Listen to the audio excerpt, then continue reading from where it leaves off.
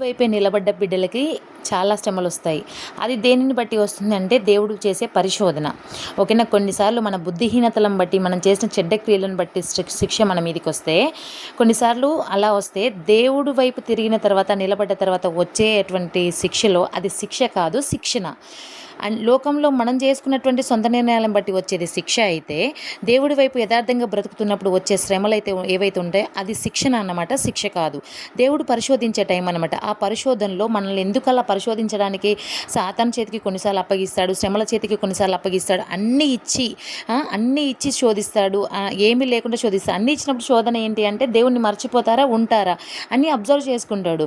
అన్నీ తీసేసి కూడా కొన్నిసార్లు టెస్ట్ చేసుకుంటాడు. అన్నీ తీసేసాను కదా, ఇప్పుడు నాతో ఉంటారా ఉండరా అని టెస్ట్ చేసుకుంటాడు.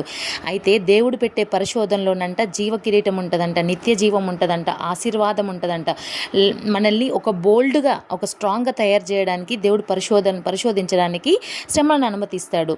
సో ప్రతి ఒక్క దాంట్లో కూడా దేవుడు చేసే ప్రతి పాయింట్ టు పాయింట్ కూడా చాలా క్లియర్గా, లెక్కగా చేస్తాడు దేవుడు. ఇంకా చాలా చాలా విషయాలు ఉన్నాయి, మళ్ళీ మనం మాట్లాడుకుందాం.